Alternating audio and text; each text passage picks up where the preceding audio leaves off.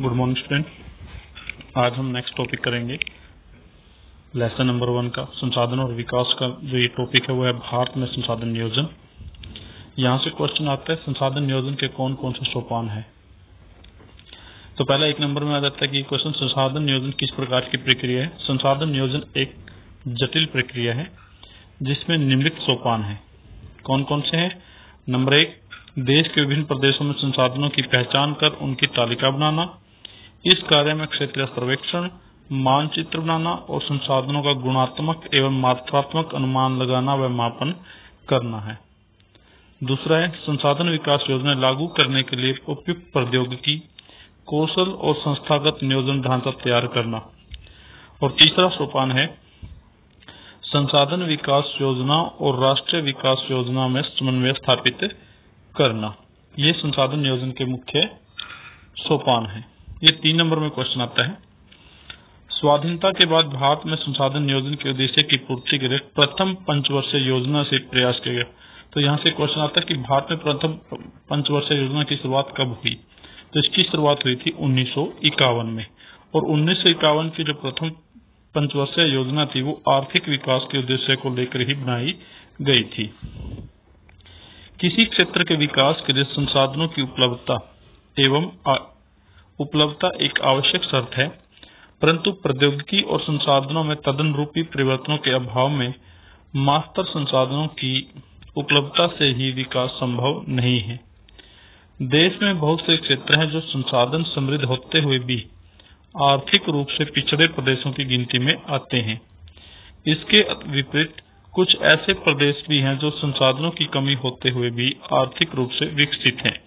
यहाँ पर एक क्वेश्चन आ जाता है 2 नंबर के अंदर, जैसे कि लिखा हुआ है यहाँ पे, क्या आप संसाधन संपन्न परंतु आर्थिक रूप से पिछड़े और संसाधन विहीन परंतु आर्थिक रूप से विकसित प्रदेशों के नाम बता सकते हैं? ऐसी परिस्थिति होने के कारण बताएं। कि अगर हम बात करें तो जैसे संसाधन संपन्न है परंतु पिछड़े हैं, जैसे कि पूर्वोत्तर के राज्य हैं उड़ीसा, झारखंड, छत्तीसगढ़। ये राज्य क्या है, आर्थिक संसाधन रूप से विकसित संपन्न है परंतु ये आर्थिक रूप से विकसित नहीं है। वैसे ही अगर संसाधन विहीन राज्यों की बात करें तो पंजाब और हरियाणा ऐसे राज्य हैं, या पश्चिमी उत्तर प्रदेश ऐसे क्षेत्र जहां संसाधन नहीं है, संसाधन भी है लेकिन आर्थिक रूप से समृद्ध है। इनका कारण क्या है? प्रौद्योगिकी और आर्थिक विकास। उपनिवेशों का इतिहास हमें बताता है कि उपनिवेशों में संसाधन संपन्न प्रदेश विदेशी आक्रमण के लिए मुख्य आकर्षण रहे हैं। उपनिवेशवादी देशों में बेहतर प्रौद्योगिकी के सहारे उपनिवेशों के संसाधनों का शोषण किया तथा उन पर अपना आधिपत्य स्थापित किया। अतः संसाधन किसी प्रदेश के विकास में तभी योगदान दे सकते हैं जब वहां उपयुक्त प्रौद्योगिकी विकास और संस्थागत परिवर्तन किए जाएं, और यही उनके कारण थे। उपनिवेशन के विभिन्न चरणों में भारत ने इन सब का अनुभव किया है। अतः भारत में विकास समानता तथा संसाधन विकास लोगों के मुख्यतः संसाधनों की उपलब्धता पर ही आधारित नहीं, बल्कि इसमें प्रौद्योगिकी, मानव संसाधन की गुणात्मक और ऐतिहासिक अनुभव का भी योगदान रहा है। उसके बाद क्वेश्चन आता है नेक्स्ट, संसाधनों का संरक्षण। कि संसाधनों का संरक्षण कैसे किया जा सकता है।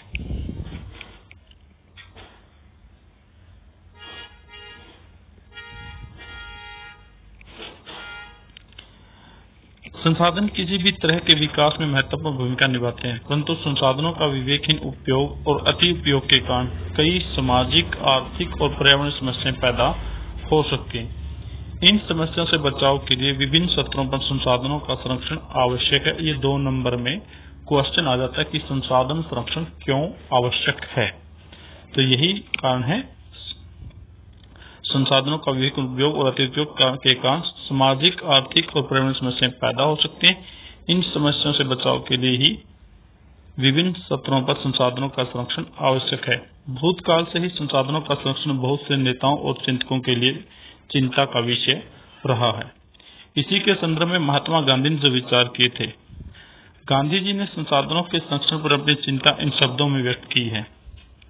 हमारे पास हर व्यक्ति की आवश्यकता पूर्ति के लिए बहुत कुछ है, लेकिन किसी के लालच की संतुष्टि के लिए नहीं। अर्थात हमारे पास पेट भरने के लिए बहुत है लेकिन पेटी भरने के लिए नहीं। ये क्वेश्चन भी 2 नंबर में पूछ लेते हैं कि हमारे पास पेट भरने के लिए बहुत है लेकिन पेटी भरने के लिए नहीं। महात्मा गांधी के अनुसार विश्व स्तर पर संसाधन हास के लिए लालची और स्वार्थी व्यक्ति तथा आधुनिक प्रौद्योगिकी के शोषणात्मक प्रवृत्ति जिम्मेदार है।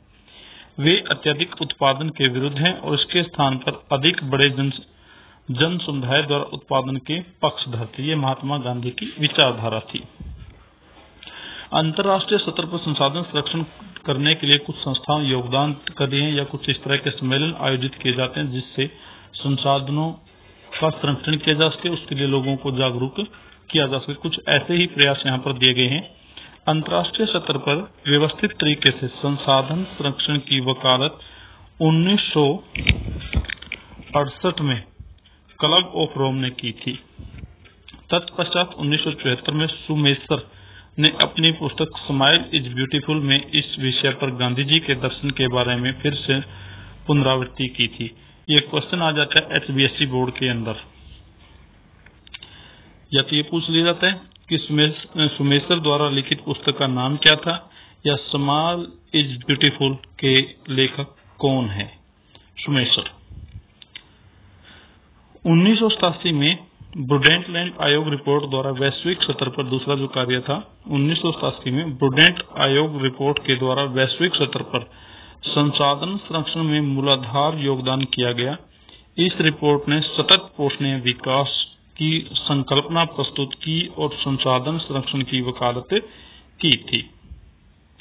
यह रिपोर्ट बाद में हमारा साझा भविष्य शीर्षक की पुस्तक के रूप में प्रकाशित हुई।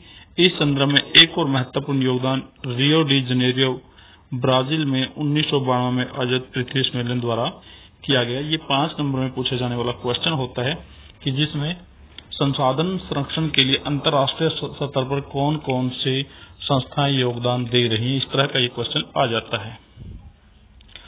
उसके बाद आता है भू संसाधन। भू मतलब भूमि। भूमि एक संसाधन के रूप में कि भू संसाधन किस प्रकार है। हम भूमि पर रहते हैं, इसी पर अनेक आर्थिक क्रियाकलाप करते हैं और विभिन्न रूपों में इसका उपयोग करते हैं। अतः भूमि एक बहुत महत्वपूर्ण प्राकृतिक संसाधन है। कैसा संसाधन है भाई? ये प्राकृतिक महत्वपूर्ण संसाधन है। प्राकृतिक वनस्पति, वन्य जीवन, मानव जीवन, आर्थिक क्रियाएं, परिवहन तथा संचार व्यवस्थाएं भूमि पर ही आधारित हैं। परंतु भूमि एक सीमित संसाधन है, इसलिए उपलब्ध भूमि का विभिन्न उद्देश्यों के लिए उपयोग सावधानी और योजनाबद्ध तरीके से होना चाहिए।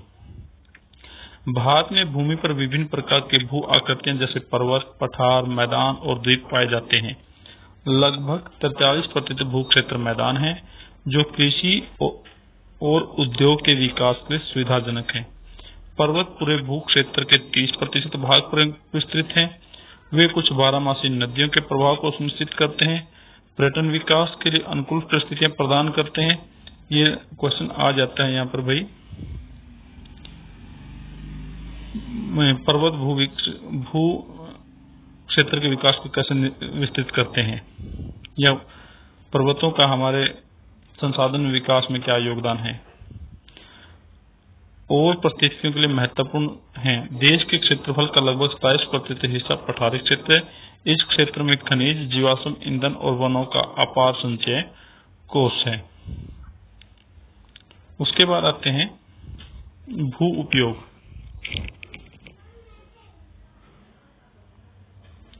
भूमि का उपयोग किन किन रूप में किया जा रहा है?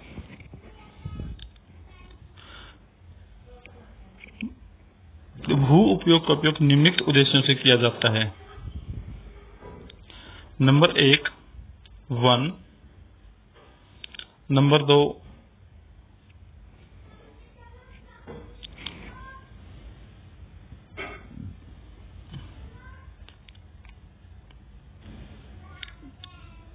नंबर 1 वनों के रूप में, नंबर 2 कृषि के लिए अनुपलब्ध भूमि के रूप में। कृषि के लिए अनुपलब्ध भूमि कौन सी होती है? एक तो होती है बंजर भूमि तथा कृषि अयोग्य भूमि।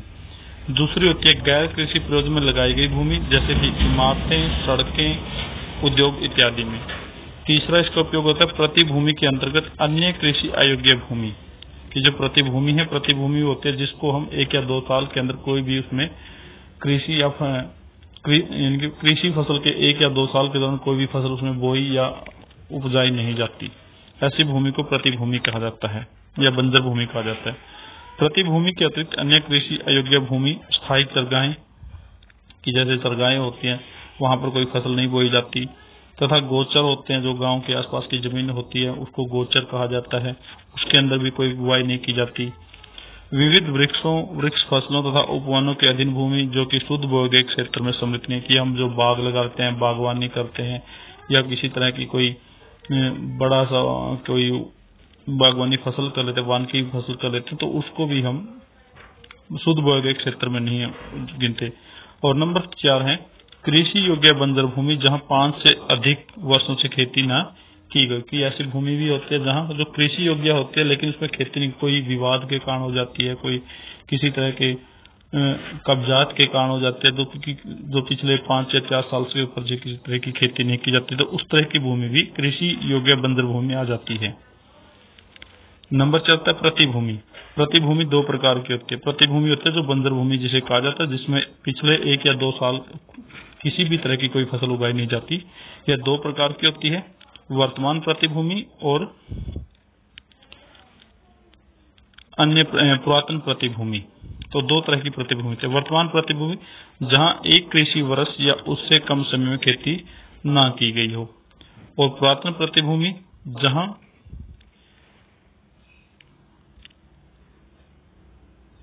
1 से 5 साल तक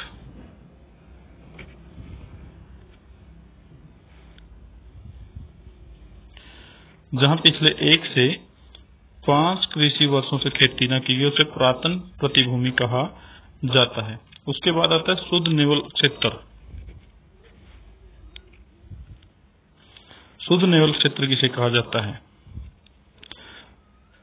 शुद्ध निवल बोया क्षेत्र वह भूमि जिस पर फसलें उगाई व काटी जाती हैं, वह शुद्ध निवल बोया गया क्षेत्र कहलाता है। शुद्ध बोया गया क्षेत्र या निवल बोया गया क्षेत्र कहलाता है। 1 कृषि वर्ष में 1 बार से अधिक बोए गए क्षेत्र को शुद्ध बोए गए क्षेत्र में जोड़ दिया जाता है, तो वह सकल कृषित क्षेत्र कहलाता है। तो ये क्वेश्चन 2 नंबर में यहां से आ जाता है। शुद्ध बोया गया क्षेत्र क्या है या सकल कृषि क्षेत्र क्या है, ये क्वेश्चन यहां से आ जाता है। नेक्स्ट है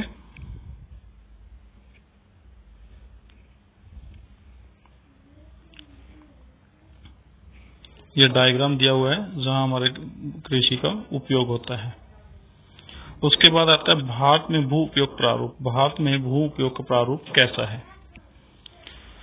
ये 2 नंबर का क्वेश्चन आता है कि भू उपयोग को प्रभावित करने वाले कारक कौन कौन से, या भू उपयोग को निर्धारित करने वाले कारक कौन कौन से हैं। भू उपयोग को निर्धारित करने वाले तत्वों में भौतिक कारक और मानवीय कारक 2 कारक होते हैं।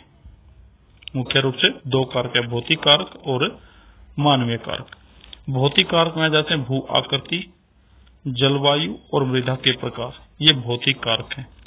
और मानवीय कारक में आ जाते हैं जनसंख्या घनत्व, प्रौद्योगिकी अक्षमता, संस्कृति और परंपराएं, ये हमारे मानवीय कारक हैं। तो ये कारक हैं जिससे भू उपयोग का निर्धारण होता है। ये 2 नंबर में क्वेश्चन पूछा जाता है। भारत का कुल भौगोलिक क्षेत्रफल 32.8 लाख वर्ग किलोमीटर है। ये 9th क्लास से क्वेश्चन आता है और में भी होता है, और यहाँ पर भी हम पढ़ रहे हैं कि भारत का कुल भौगोलिक क्षेत्रफल कितना है, 32.8 लाख वर्ग किलोमीटर।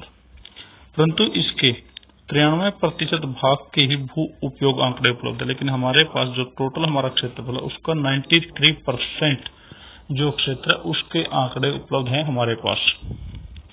क्योंकि पूर्वोत्तर प्रांतों में असम को छोड़कर अन्य प्रांतों के सूचित क्षेत्र के बारे में जानकारी उपलब्ध नहीं है। इनके हमारे जो पूर्वोत्तर के राज्य हैं, असम को छोड़कर बाकी राज्यों को कोई जानकारी नहीं है। उसके साथ साथ जम्मू और कश्मीर में पाकिस्तान और चीन के अधिकृत इनके जो पाकिस्तान और चीन के कब्जे में है, उन क्षेत्रों के भू उपयोग का सर्वेक्षण भी अभी तक नहीं हुआ है, तो उनके भी जानकारी हमारे पास नहीं है।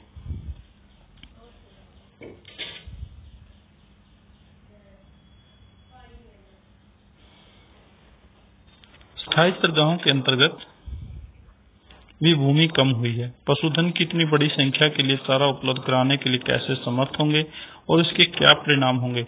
वर्तमान प्रतिभूमि के अतिरिक्त अन्य प्रतिभूमि अनुपजाऊ है और इन फसलों पर उगाने के लिए कृषि लागत बहुत ज्यादा है। अतः इस भूमि में 2 या 3 वर्षों में इनको 1 या 2 बार बोया जाता है और यदि इसे शुद्ध बोए गए क्षेत्र में सम्मिलित कर लिया जाता है तब भी भारत का कुल सूचित क्षेत्र लगभग 54% हिस्से पर खेती होती है। यानी कि भारत का कृषिगत क्षेत्र कितना है, ये 54% है। यहाँ पर क्वेश्चन कई बार यूपीएससी जो बड़े एग्जाम आप कॉम्पिटिटिव एग्जाम देने जाते हैं तो वहां पर आ जाता है।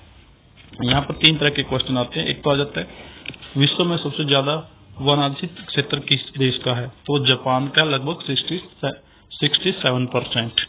और पूछा जाता है तरगाह क्षेत्र किस देश का है, तो वह है ऑस्ट्रेलिया का लगभग 64%। और कृषिगत क्षेत्र किसका है, वो है भारत 54%। शुद्ध बोए गए क्षेत्र का प्रतिशत भी विभिन्न राज्यों में भिन्न भिन्न है। ये भी 2 क्वेश्चन, यहाँ से 2 क्वेश्चन में 2 नंबर में क्वेश्चन आता है कि शुद्ध बोए गए क्षेत्र का प्रतिशत विभिन्न राज्यों में भिन्न भिन्न है। पंजाब और हरियाणा में 80% भूमि पर खेती रहती है, परंतु अरुणाचल प्रदेश, मिजोरम, मणिपुर, अंडमान निकोबार द्वीप समूह में 10% से कम क्षेत्र बोया जाता है। ये 1 नंबर में क्वेश्चन आ जाता है। यहाँ से हमारे देश की राष्ट्रीय वन नीति जो 1952 में बनाई गई थी, NFP नेशनल फॉरेस्ट पॉलिसी 1952 द्वारा निर्धारित वनों के अंतर्गत 33% भौगोलिक क्षेत्र वंचित हैं, जिसकी तुलना में वन के अंतर्गत क्षेत्र काफी कम है। वन नीति के द्वारा निर्धारित यह सीमा पारिस्थितिकी संतुलन बनाए रखने के लिए आवश्यक है। वन क्षेत्रों के आसपास रहने वाले लाखों लोगों की आजीविका इस पर निर्धारित रहती है। भू उपयोग का एक भाग बंजर भूमि और दूसरा गैर कृषि प्रयोजन में लगाई गई भूमि कहलाता है। बंजर भूमि में पहाड़ी चट्टानें, सूखी और मरुस्थलीय भूमि शामिल है। गैर कृषि प्रयोजन में लगाई गई भूमि में बस्तियां, सड़कें, रेल लाइन, उद्योग इत्यादि आते हैं। लंबे समय तक लगातार भूमि संरक्षण और प्रबंधन की अवहेलना करने एवं लगातार भू उपयोग के कारण भू संसाधनों का नवीनीकरण हो रहा है। इसके कारण समाज और पर्यावरण पर गंभीर आपदा आ सकती है। भू नवीनीकरण और संरक्षण के उपाय।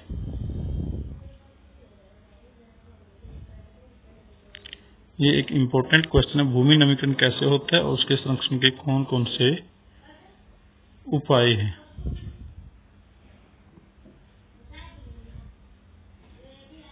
भू नवीनीकरण क्या है और इसके संरक्षण के उपाय क्या क्या हैं। भूमि एक ऐसा संसाधन जिसका उपयोग हमारे पूर्वज करते आए हैं और भावी पीढ़ी भी इसी भू उपयोग करेगी। हम भोजन, मकान और कपड़े की अपनी मूल आवश्यकताओं का 95% भूमि से प्राप्त करते हैं। कितना प्रतिशत प्राप्त करते हैं भाई? 95%।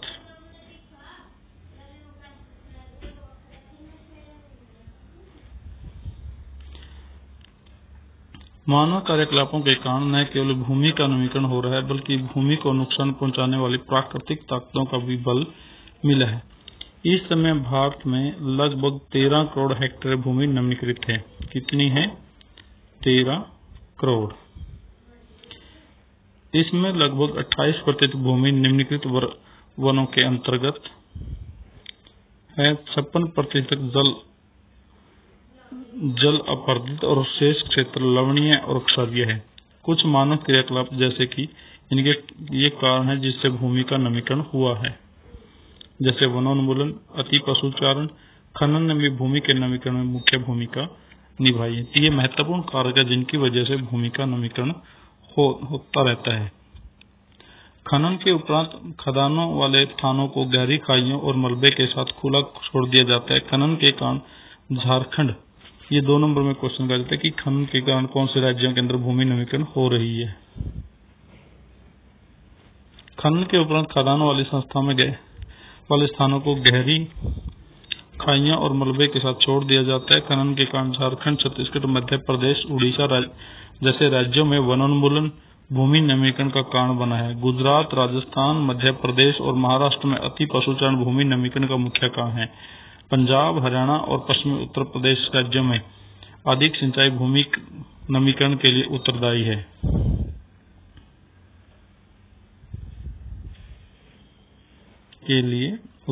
है। अति सिंचन से उत्पन्न जलक्रांतता भूमि नमीकरण के लिए उत्तरदायी है, जिससे मृदा में लवणता और अक्षारता बढ़ जाती है। खनिज प्रक्रिया जैसे कि सीमेंट उद्योग में चूना पत्थर का पीसना, मृदा बर्तन उद्योग में और शिला खेड़ी के प्रयोग में बहुत अधिक मात्रा में वायुमंडल में धूल विसर्जित होती है। जब इस परत भूमि में जम जाती है तो मृदा के जल सोखने की जो प्रक्रिया अवरुद्ध हो जाती है।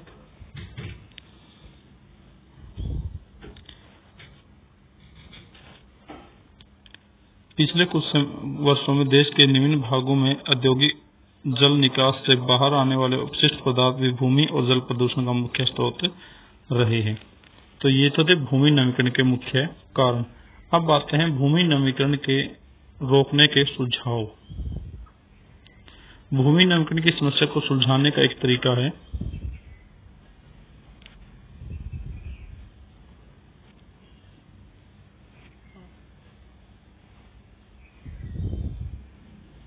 यहाँ तक तो हो गए हमारे कारक। अब आते हैं नेक्स्ट करते हैं उपाय। जो येलो कलर में हम करेंगे ये भूमि नमीकरण को रोकने के उपाय हैं। तो ये सारे के सारे यहाँ तक उपाय आ जाते हैं। कौन कौन से हैं? भूमि नमीकरण की समस्या को सुलझाने के कई तरीके हैं। वनोरोपण और सरगाहों का उचित प्रबंध इसमें कुछ हद तक मदद कर सकता है। पेड़ों की रक्षक मेखलाएं, पशुचरण नियंत्रण, रेतीले टीलों का कांटेदार झाड़ियां लगाकर स्थिर बनाने की प्रक्रिया में भी भूमि कटाव की रोकथाम शुष्क क्षेत्रों में की जा सकती है। बंजर भूमि के उचित प्रबंधन, खनन नियंत्रण और औद्योगिक जल को परिष्करण के पश्चात विसर्जन करके जल और भूमि प्रदूषण को कम किया जा सकता है। तो यहाँ तक हम ये लेसन करेंगे, बाकी करेंगे नेक्स्ट वीडियो में। Thank you.